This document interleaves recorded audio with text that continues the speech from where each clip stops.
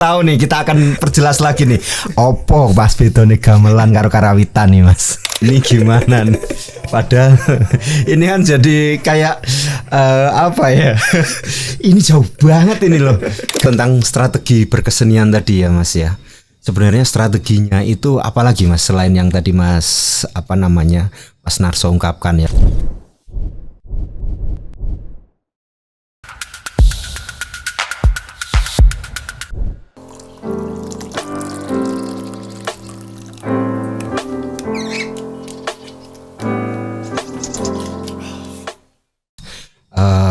Jadi Mas Narso ini kan ya menurut saya wis apa ya, mungkin udah tatarannya udah untuk memahami sebuah bunyi dan gamelan itu kan udah wis nggak usah saya ragukan lagi gitu ya, karena banyak aktivitas-aktivitas yang ini ya berjejaring juga ya, aktivitas-aktivitas yang tadi untuk menekuni JW juga menekuni apa dengan dunia luar juga ya, jejaring-jejaringnya kan banyak ya Mas.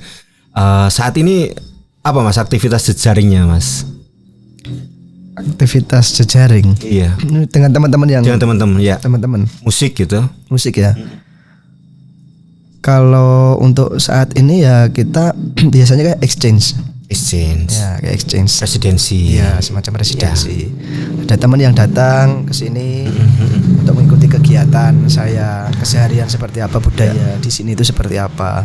Di situ nanti saya ajak juga teman-teman dari luar itu untuk masuk ke sekolah-sekolah. Oh begitu. Ya. Terus bagaimana sih karawitan itu hidup di sekolahan? Karawitan hidup di sekolahan. Bagaimana tuh Mas karawitan hidup di sekolahan? Strateginya apa itu Mas? Karena secara ini ya, kalau saya lihat secara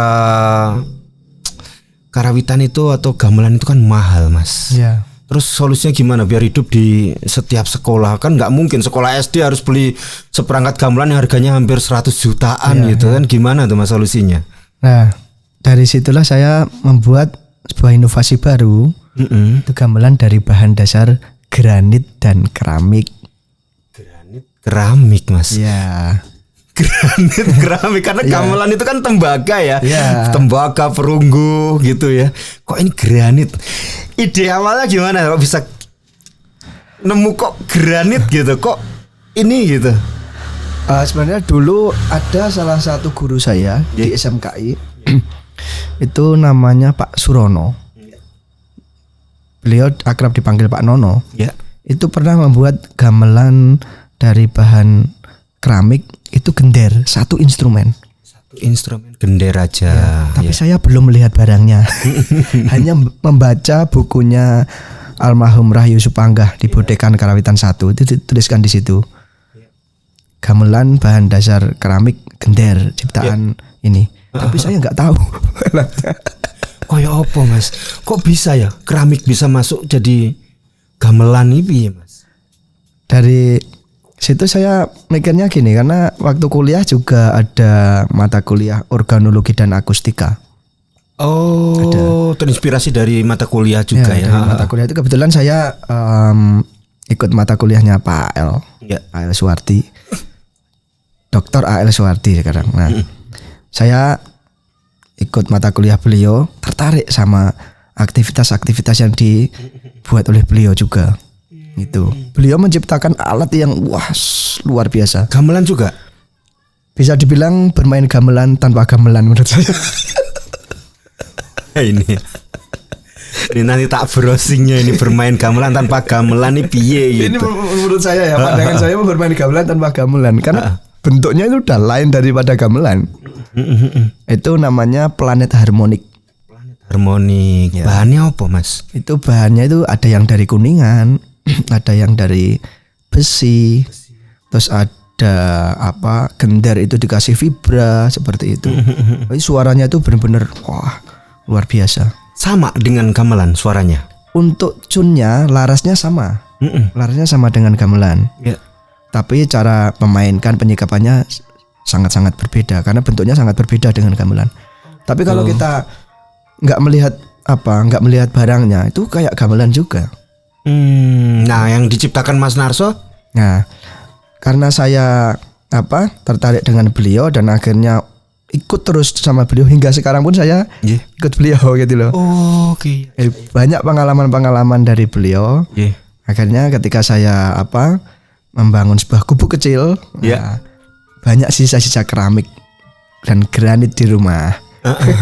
Akhirnya saya buatlah gamelan dari bahan dasar tersebut. Bahan dasarnya keramik. Terus gimana Mas bentuknya gitu?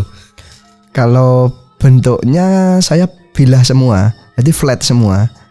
Jadi granit keramik itu saya potongi. Ya. Saya potongi, saya laras, kalau di Jawa kita namakan laras atau dicuning. Dicuning disamakan dengan cuning gamelan pada umumnya. Oh, besarnya seberapa bilah-bilahnya Mas? Bilahnya cukup kecil, cukup mudah dibawa juga. Oh begitu. Ya. Yang jelas satu Mas. Apa? Anti air. Kudanan ora apa-apa? Oh enggak masalah. Jadi odor, pertunjukan odor enggak masalah ya. Asalkan yang nabuh mau udan-udanan. Apik iki. Masalahnya nanggap karawitanan kudu nganggo tratak Mas. Nah, iki rasa tratakan ora apa ya. Oke. Untuk menyesuaikan nada nong-ning-nongnya itu gimana Mas? Untuk menyelaraskan ya selarasnya. Karena di rumah kan saya ada gender. Jadi nadanya saya samakan, saya dengarkan, potong kecil sedikit sampai benar-benar sama persis dengan nada yang kita harapkan. Oh begitu. Ya. Dari keramik sama ini ya. Terus kan biar bunyi kan harus ada ruang ininya Mas. Ada ruang apa ya yang kalau di gamelan kan di bawahnya tembaganya kan pasti ada kayak peralon atau apa. Kalau di gamelan keramik resonator maksudnya. Resonator, itu namanya resonator ya. Kalau gamelan yang saya buat itu saya buat resonatornya dari PVC. Dari PVC. Di peralon. Mudah didapat. Ringan. Anti air. Kalau ada sisa bisa minta. Ya. Nah, ono wong bangun tanggane. Iya. Potongan-potongan keramik bisa diambil. Iya, jadi ini true story Mas. Ada cerita itu juga. Jadi ketika ini kebetulan saya membuat komunitas di rumah kan. Jadi ibu-ibu itu ada yang latar belakangan yang macam-macam, pedagang, petani, penjahit dan lain sebagainya. Itu latihan gamelan. Latihan gamelan keramik kan. Nah, waktu itu dipentaskan di orang punya hajat gamelan keramik itu. Nah saya nyentil untuk MC-nya. Apa Mas gitu kan? Minta tolong kalau mungkin bapak ibu yang di sini tamu hadirin di sini mempunyai sisa-sisa bangunan keramik atau granit, tolong dikumpulkan. Besok saya ambil. Wah saya ambil dapat banyak Mas. Wah ini bener juga nih Bolo Hanuman. Kalau punya potongan keramik di rumah yang tidak dipakai boleh hubungin di saya di podcast Bangun Jiwa atau mungkin nanti akan kita kasih juga nomornya Mas Narso. Jadi bisa kita kumpulkan, jadi bisa jadi gamelan lagi ya Mas. Bisa diolah sama Mas Narso menjadi gamelan. Ini menarik juga ini. Terus gamelan apa yang bisa jadi Mas dari keramik-keramik itu bentuknya? Itu saya buat bonang barung, bonang penerus, demung, saron barung, saron penerus, kenong, kempul, gong. Gong juga bisa. Ya. Tapi bentuknya flat Mas. Aku dong. Ya, aku udah ngerti bentuknya flat itu. Terus suaranya piye Mas kalau itu? Nah, gong kan dengan dong kan gitu kan biasanya. Ya kayak bahasa dong gitu kan ya. Ya nadanya itu kita buat sama persis dengan nada dari gamelan konvensional. Nah, saya membuat seperti gong kemodong. Jadi dua bilah dengan nada yang sedikit berbeda. Ada selisihnya. Itu nanti akan menimbulkan ombak. Jadi suaranya bisa kong wong. Oh begitu ya. Ya. Tapi bilahnya dua gitu. Iya, bilahnya harus dua. Kalau hanya satu dong gitu aja. Tapi kalau dua ada selisih nadanya ini itu akan menimbulkan ombak. Dong wong. Kalau gong itu kan banyak di gamelan. Nah, itu ada berapa banyak Mas kalau di gongnya Mas Narso ini? Ya hampir sama kayak di gamelan konvensional. Oh gitu. Ya. Kalau di gamelan konvensional itu namanya kempul, yang kecil-kecil Ya, kempul. kecil, Terus yang besar itu gong. Gong. Nah, saya juga ada kempulnya. Gitu. Ya. Ya. Wah, menarik ini ya Bola Anoman nih. Ini Mas Narso ini komposer dan penemuannya adalah musik gamelan dari keramik. Saya juga belum ini ya. Nanti mungkin sewaktu-waktu saya bisa main ya Mas ya untuk melihat apa namanya musik gamelannya seperti apa gitu nje. Nah, itu bisa dimainkan segala macam gending Mas. Bisa ya. Bisa. Cuma rasanya kan sedikit lain. Rasanya sedikit lain. Sedikit lain karena kalau gamelan konvensional itu kan gaungnya kan panjang, soundstance-nya kan panjang, tong misal gitu kan. Tapi kalau keramik kan nggak bisa sepanjang itu. Pemukulnya juga sama kayu juga. Kayu Ya. tapi dari sapu Mas. Dari sapu. Iya. Sapu apa Mas? Sapu-sapu yang ini apa itu namanya itu? Gagangnya itu Mas. Nah itu gagangnya itu kan biasanya kan nggak terpakai kan itu. Iya. Nah itu dipotongi. Untuk ininya pegangannya. Terus depannya dari kayu, sisa-sisa dari rancaan itu tadi. Ada kecil-kecil. Ya. Saya potongi bulat. Kebetulan rumah ada bengkel juga kan, masih kan. Ada ban bekas. Saya potongi bannya. Taruhlah di situ. Oh, jadi pemukulnya ada bannya di situ ya. Nanti ada kayu bulat terus pinggirnya ini dikasih ban. Supaya nggak kelontang-kelontang. Iya. Biar ininya suaranya lebih ini ya. Yang lainnya tak kasih ini apa?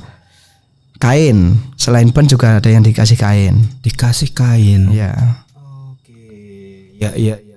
Nah, Mas, dari apa gamelan alternatif ini, dari keramik ini terus dibawa ke anak-anak, itu kan ngajarinnya ya lumayan ya. Bagaimana mengajarkan gamelan keramik ini ke anak Mas? Kan tadi Mas bilang wah ini apa bisa dibawa ke anak-anak, bisa diajar ke anak-anak untuk mempelajari karawitan gitu. Gimana itu Mas?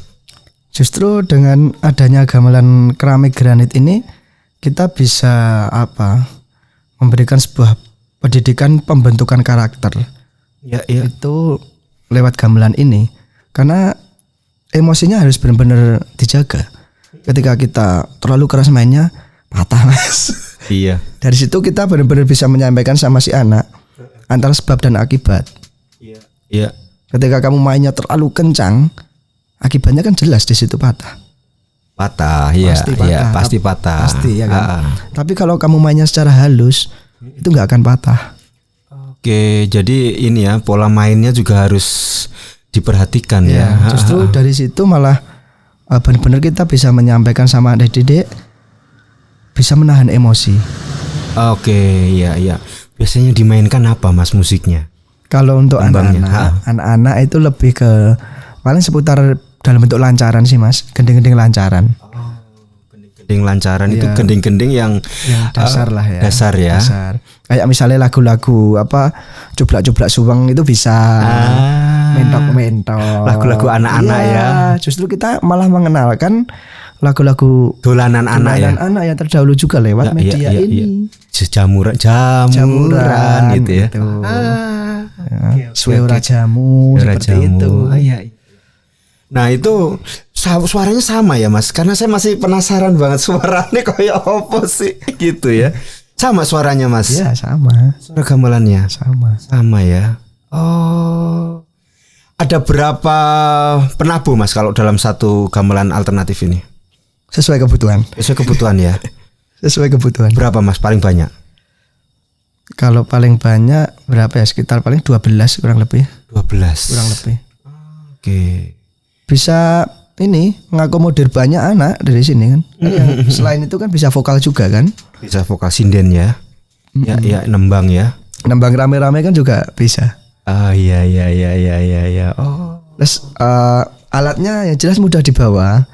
Jadi kita bisa mengajarkan sama anak, ketika selesai ayo alat-alatnya tolong disingkirkan. Jadi kan melatih juga kan Mas. Melatih rasa tanggung jawab. Iya. Dan yang pasti ini ya, mengenalkan gamelan, mengenalkan karawitan tanpa harus biaya besar ya. Ya. Ya. Karena kan kalau setiap SD pada punya gamelan sendiri itu kan ya nggak mungkin ya. Gitu. Selama ini udah berapa SD Mas yang udah diajarkan untuk gamelan alternatif ini? Kalau yang benar-benar sudah aktif banget itu di Solo. Di Solo. Di Solo itu ada SD Widya Wacana Jamsaren. Itu aktif hingga sekarang. Terus ini juga proses yang di SD Negeri Mulyo 1. Nanti September ini sama yang di Tawangmangu seperti itu. Udah beberapa SD ya yang udah menggunakan itu ya. Oke, nah kedepannya apa sih Mas yang mau dikembangkan setelah dengan adanya ini gamelan keramik ini? Apakah ada eksplorasi lain Mas? Kalau saya pengennya sih membuat gamelan keramik yang berbentuk pencu atau pencon. Apa itu pencon Mas? Bonang, tahu bonang kayak kempul atau gong ya. Itu kan bentuknya ini ada penculnya gitu kan, gitu kan lah. Kalau gamelan yang saya buat ini kan masih flat semua. Iya. Harapan saya nanti bisa membuat yang bentuknya seperti pencon itu tadi. Tapi dari keramik? Iya. Atau gerabah bisa? Nah kalau gerabah Mas kalau dibentuk gitu?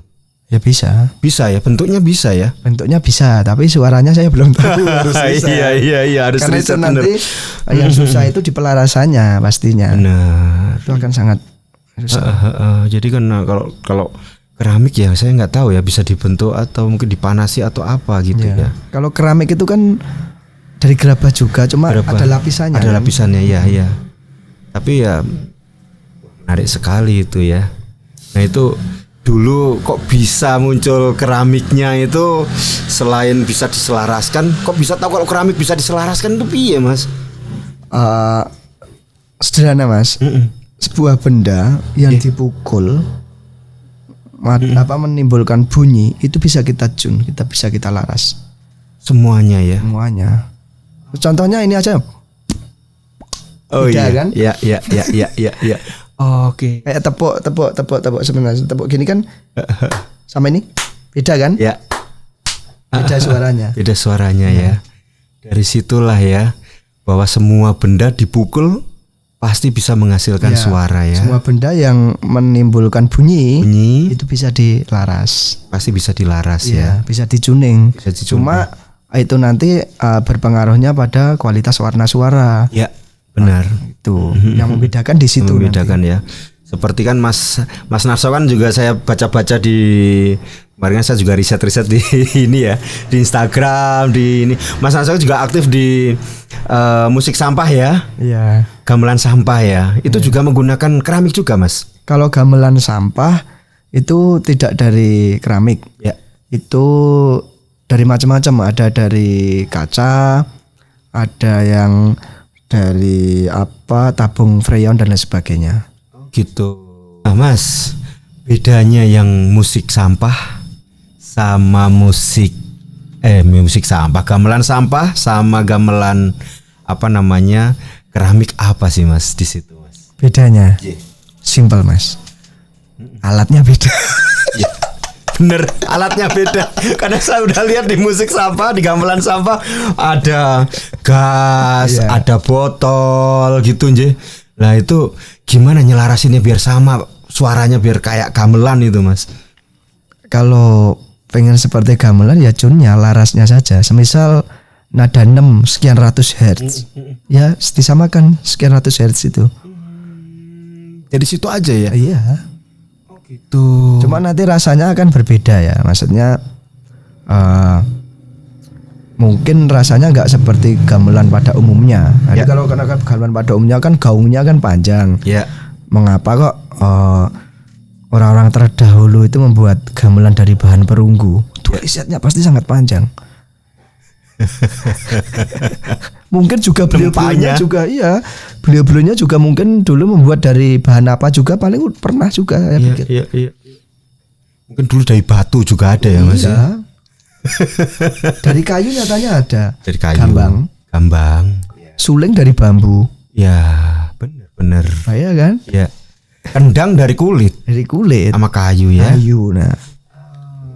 juga kok iso kayu dilubangin dikasih kulit. Ya. Nah itu ngerti wah yang kita ini leluhur kita emang udah habis di situ semua malah bingung kita itu mau buat apa itu. Karena organologi itu udah ada di situ semua. Bener banget Mas. Iya. Sama kayak kita dulu waktu kecil main pakai daun terus disempritin di bibir gitu ya. Iya, bener. Nah Mas, kan tadi kan udah kita ngobrolin tentang itu ya, alternatif gamelan ya. Alternatif gamelan ini diperkenalkannya udah sampai mana Mas? Selain di SD gitu Mas. Ke dusun-dusun, ya, ke desa-desa. Desa ya. Jadi setiap kali ada orang punya hajat, bisa juga mengundang kelompok gamelan ini. Ah, gitu. Selama ini laris ya Mas ya? Belum. Yo rapopo. Namanya. Udah berapa tahun tuh Mas nekuni gamelan keramik ini? Kalau sama kelompoknya? Kalau sama kelompoknya kurang lebih 3-4 kali ya, 3-4 tahun. 3-4 tahun ya. Kurang lebih kayaknya 3-4 tahun. Dan terus bereksplorasi terus ya dengan keramik ya. Wah, menarik banget ini. Wah, ini sebagai salah satu solusi mengakali gitu ya, berstrategi gitu ya untuk mencari diferensiasi ya, mencari pembeda dengan yang lain yang itu mungkin bisa menjadi salah satu ya tidak hanya alternatif sih, bisa menjadi salah satu peluang bisnis ya tadi ya. Saya setuju banget Mas. Nah Mas Narso, nanti ke depannya mau seperti apa Mas? Untuk kan ini kan karawitan Indonesia kan ya mungkin pasti juga akan kalah dengan elektron, kalah dengan campur sari gitu ya. Apakah gimana tuh Mas untuk terus melestarikannya itu?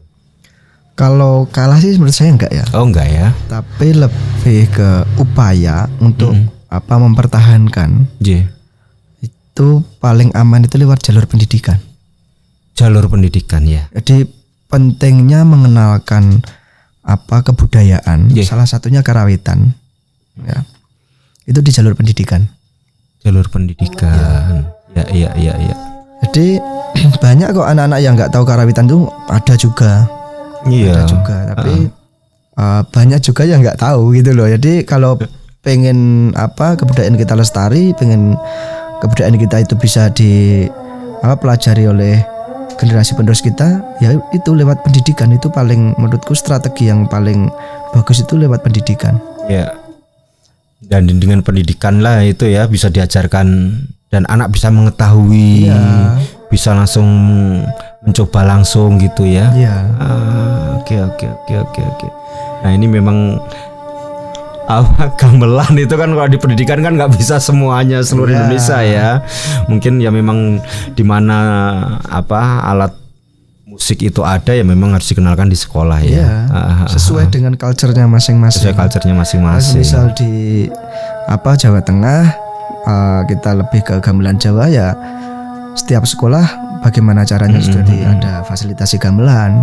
Nah dari situ itu nanti kan ada penyaluran tenaga juga dari alumnus isi atau dan lain sebagainya. Yes bener. Jadi Mas Narso udah siap dong ya kalau ada orderan Mas SD ku pengen nih gitu ya Mas. Udah bisa diproduksi massal nggak Mas itu gamelan keramiknya itu Mas? Sangat bisa. Sangat bisa ya. Sangat bisa. Oke. Dan harapan saya itu minimal dari Kabupaten Karanganyar ini dulu. Saya belum berpikir jauh ya. Dari Kabupaten Karanganyar ini setiap kecamatan ada satu gamelan keramik. Mantap. Jadi kalau udah ada satu gamelan keramik itu nanti udah ada 17 kecamatan. Kita buatlah festival itu. Festival gamelan keramik. Itu akan menjadi daya tarik tersendiri juga. Cocok. menarik ini apik banget ini. Jadi mungkin di sini nanti kalau Pemda dari Karanganyar melihat ini mungkin bisa menjadi pemicu gitu ya, bisa jadi ide-ide baru gitu untuk membuat festival gamelan keramik gitu ya. Ada satu quote dari saya, Mas. Gimana, Mas? Apa bedanya aku dan kamu kalau kita seragam? Iya kan? Iya, benar. Kalau kita berbicara soal gamelan, banyak, Mas. Tapi untuk menarik menjadikan daya tarik tersendiri, kita harus membuat inovasi-inovasi baru. Inovasi baru ya. Harus ada yang unik di situ. Iya. Nah, dari situlah strateginya kita. Terus gimana caranya menarik minat anak-anak belajar karawitan? Itu lewat gamelan keramik bisa, gamelannya kan dilukis. Bisa juga dengan cara seperti itu. Ya. Benar. Nah, itu kalau di sekolah-sekolah selain gamelan keramik digabungin sama apa, Mas? Kalau ini proses lagi dengan tari. Oke. Kan bisa dengan tarian. Wayang juga bisa. Dengan cerita-cerita sedikit itu kan juga bisa. Cakep banget ya. Ya. Tarian dengan tembang gitu ya, anak-anak nembang dengan dalang gitu ya, wayang gitu ya. Oke. Muncul lagi wayang-wayang apa, Mas? Kalau anak-anak itu kan wayang-wayang kancil gitu ya. Bisa dengan seperti itu kan. Jadi mengajarkan karawitan. Jadi karawitan itu hidup sesuai dengan waktu, tempat itu akan berbeda. Di situasional karawitan itu fleksibel lah. Fleksibel ya. Jadi kalau kita bertemunya dengan anak-anak, materinya harus kita sesuaikan dengan anak-anak. Ya. Seperti itu. Kayak wayang juga. Ya. Kalau menurut saya wayang mungkin bisa dengan mengangkat cerita-cerita lokal seperti itu kan bisa. Iya. Ya, wah menarik sekali ya. Saya pengen banget nanti jadi main ke tempat Mas Narso ini untuk melihat bagaimana sih gamelan ini ya, gamelan keramik ini. Ya. Jadi Bolo Hanoman ini sangat menginspirasi saya juga, sangat menginspirasi mungkin dengan podcast kita. Saya juga tertegun ini, Mas. Wah, ternyata dengan gamelan yang tidak harus gamelan yang bentuk yang ada gitu, tapi dengan alternatif lain yang bunyinya hampir sama, tapi juga bisa mengejarkan musik, mengajarkan budaya ke anak-anak gitu. Itu menjadi satu media gitu ya, Mas ya. Nah, Mas, mungkin ini yang terakhir ya. Yang terakhir, Mas Narso,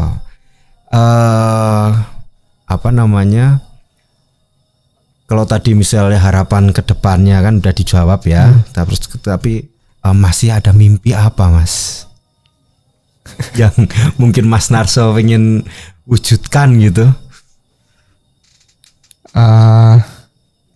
Kalau mimpi saya sih pengen banget sebenarnya berkolaborasi dengan pemerintah. Berkolaborasi dengan pemerintah. Iya. Nggak bisa kita lepas dari pemerintah kan. Iya. Jadi benar-benar membutuhkan support dari pemerintah, baik pemerintah daerah maupun pemerintah pusat. Untuk menjalankan ide gagasan yang saya utarakan tadi. Karena tanpa adanya dukungan dari beliau-beliau juga, menurut saya juga akan menjadi mustahil. Ya. Di dukungan bentuk apa itu, Mas, pastinya ya. Kalau funding ya, anak pemerintah itu kalau masalah funding finansial itu kan rada paling enggak dibantu inilah ya, publikasi ya. Atau mungkin bisa diikut sertakan dalam kegiatan-kegiatan pemerintah gitu ya. Itu menjadi penting ya. Harapan saya seperti itu. Baik, mungkin ini ya, Mas Narso ya, dukungan moral, mungkin support itu ya, support yang bentuknya tidak harus finansial, tapi support yang bentuknya dorongan apa ya? Dorongan apa ya Mas ya? Dorongan apa ya? Ya mungkin support yang lain gitu yang dibutuhkan ya. Lebih memperhatikan gitu ya. Tapi selama ini memang udah ada dari pemerintah daerah, apakah sudah ada melirik untuk perkembangan gamelan keramik ini Mas? Langsung tak tembak loh ini. Lu pedes pedes ya. Kemarin sempat di pentas di mana gedung kebudayaan. Gedung kebudayaan itu yang pentas itu guru-guru dari Kecamatan Karangpandan. Dipentaskan di sana seperti itu. Ya udah itu aja Mas. Tapi udah diapresiasi lah ya palingnya ya. Udah mereka udah mengetahui kalau ada perkembangan. Ada ya. Beliau-beliaunya juga tahu seperti itu. Ya menarik lah ya. Yang penting udah berjalan gitu ya. Baik Bolo Hanuman, wah ini saya senang sekali Mas Narso sudah mau rawuh di sini. Kita bicara tentang gamelan, udah bicara tentang budaya, udah bicara tentang salah satu strategi untuk melestarikan budaya dengan alternatif lain yang mungkin lebih ekonomis ya. Lebih ekonomis tapi tetap bisa melestarikan dan nguri-uri terus ya kebudayaan Jawa gitu, walaupun dengan peralatan-peralatan yang memang ada di sekitar kita gitu. Baik Bolo Hanuman, sekian podcast kita hari ini.